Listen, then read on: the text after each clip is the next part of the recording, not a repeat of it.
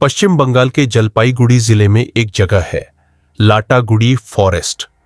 यह जगह दिन में जितनी सुंदर लगती है, रात में उतनी ही रहस्यमय हो जाती है। यहां एक लंबा जंगल का रास्ता है, करीब 8 किलोमीटर का। सड़क के दोनों तरफ घना जंगल है। कहीं हाथी मिल सकते हैं, कहीं बाइसन और कभी-कभी तेंदुआ भी सड़क पार करता दिख जाता है। इसीलिए लोग इस रास्ते से रात में जल्दी निकलना चाहते हैं। लेकिन इस रास्ते की असली पहचान सिर्फ जंगल नहीं है। इस रास्ते पर एक छोटा सा मंदिर है, महाकाल टेम्पल। यह मंदिर बहुत प्रसिद्ध है और लोग इसे जागृत स्थान मानते हैं। यहां से गुजरते समय हर गाड़ी वाला हॉर्न बजाता है। यह कोई नियम नहीं है, लेकिन ऐसा न करने पर लोगों को अजीब सा डर लगता है, जैसे उन्होंने कुछ जरूरी चीज छोड़ दी हो। कहानी एक पुलिस अधिकारी की है, सांता सिंह। एक रात वह अपने दोस्तों के साथ उसी रास्ते से गुजर रहे थे। उनके दोस्त कार में थे और सांता सिंह ने कहा कि वह बाइक से जाएंगे। उन्होंने हंसते हुए कहा कि उन्हें अकेले चलना अच्छा लगता है और वह धीरे धीरे आ जाएंगे। दोस्तों ने उन्हें ज्यादा देर न करने को कहा और कार लेकर आगे बढ़ गए। जैसे जैसे कार जंगल के अंदर गई, रास्ता और सुनसान होता गया। पेड़ों की छाया सड़क पर पड़ रही थी। हवा में हल्की ठंडक थी और कभी-कभी दूर से जानवरों की आवाज भी सुनाई दे रही थी। जब कार महाकाल मंदिर के पास पहुंची तो उन्होंने हमेशा की तरह हॉर्न बजाया और आगे निकल गए। उन्हें लगा कि सांता सिंह भी कुछ ही देर में वहां पहुंच जाएंगे। लेकिन 10 मिनट बीत गए, फिर 15 मिनट, फिर 20 मिनट। सांता सिंह नहीं आए।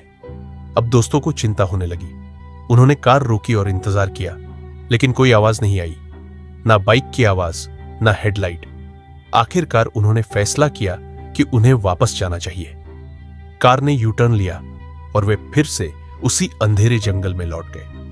अब वही रास्ता उन्हें पहले से ज्यादा डरावना लग रहा था। हर मोड़ पर ऐसा लगता था कि कोई अचानक सामने आ जाएगा। जैसे ही वे महाकाल मंदिर के पास पहुंचे, उनकी नजर सड़क पर पड़ी। हेडलाइट की रोशनी में एक बाइक गिरी हुई दिखाई दी। उनका दिल जोर से धड़कने लगा। वे तुरंत कार से उतरे और दौड़कर वहां पहुंचे। सड़क के किनारे सांता सिंह पड़े हुए थे। वह बेहोश थे और उनकी बाइक उनके पास गिरी हुई थी। लेकिन वह अकेले नहीं थे। उनके पास एक बूढ़ी औरत खड़ी थी। उसने सफेद साड़ी पहन रखी थी। उसके बाल हल्के बिखरे हुए थे और उसका चेहरा बहुत शांत था। वह बिना हिले वहीं खड़ी थी। दोस्तों ने घबराकर पूछा, क्या हुआ इन्हें? औरत ने बहुत धीरे से जवाब दिया, इनकी बाइक फिसल गई थी, ये गिर गए। मैं यहीं थी, इसलिए मैंने देख लिया। उसकी आवाज सामान्य थी, लेकिन उसमें कुछ ऐसा था जो अजीब लग रहा था, जैसे वह बहुत धीरे बोल रही हो, फिर भी हर शब्द साफ सुनाई दे रहा था। दोस्तों ने जल्दी जल्दी सांता सिंह को उठाया, उन्हें कार में बैठाया। उनमें से एक ने उस औरत से कहा, आप भी साथ चलिए, अस्पताल चलते हैं। औरत ने हल्की मुस्कान के साथ कहा, तुम लोग जाओ, मैं यही ठीक हूं। दोस्तों ने ज्यादा ध्यान नहीं दिया। उन्होंने कार का दरवाजा बंद किया और सांता सिंह को लेकर अस्पताल की तरफ निकल गए। लेकिन जैसे ही कार थोड़ी आगे बढ़ी, उनमें से एक ने पीछे मुड़कर देखा। वहां कोई नहीं था, न वह औरत, न उसकी कोई परछाई, न किसी के जाने की आवाज। चारों तरफ सिर्फ जंगल था और सन्नाटा। अस्पताल पहुंचने के बाद डॉक्टरों ने सांता सिंह का इलाज शुरू किया। कुछ देर बाद उन्हें होश आया। उन्होंने धीरे धीरे आंखें खोली और सबसे पहले पूछा, वो औरत कहां है? दोस्तों ने कहा, कौन औरत? सांता सिंह ने कमजोर आवाज में कहा, जिसने मुझे उठाया, जिसने मुझे पानी दिया।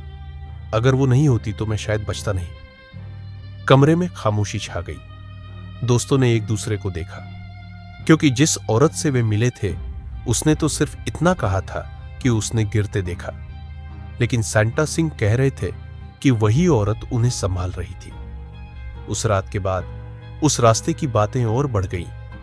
कई ट्रक ड्राइवरों ने कहा कि उन्होंने रात में एक औरत को सड़क के किनारे खड़ा देखा है। कुछ ने कहा कि वह अचानक सामने आ जाती है और फिर गायब हो जाती है। एक बस ड्राइवर ने बताया कि उसने मंदिर के पास एक औरत को खड़े देखा था। जैसे ही बस पास पहुंची, वह धीरे धीरे धुंध की तरह गायब हो गई।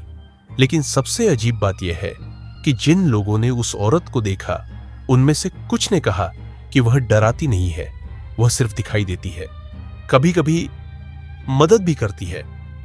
आज भी अगर आप उस रास्ते से रात में गुजरते हैं तो लोग आपको एक सलाह देंगे, महाकाल मंदिर के पास हॉर्न जरूर बजाना, क्योंकि लोग कहते हैं वह सिर्फ भगवान को याद करने के लिए नहीं है, बल्कि यह बताने के लिए है कि आप अकेले नहीं हैं, और अगर आप भाग्यशाली हुए तो शायद वह आपको सिर्फ देखेगी, लेकिन अगर नहीं तो शायद वह आपके बहुत करीब आ जाएगी। इस कहानी का डर यह नहीं है कि वहां कोई है या नहीं, डर यह है कि अगर कोई है तो वह तय करती है किसे दिखना है और किसे नहीं।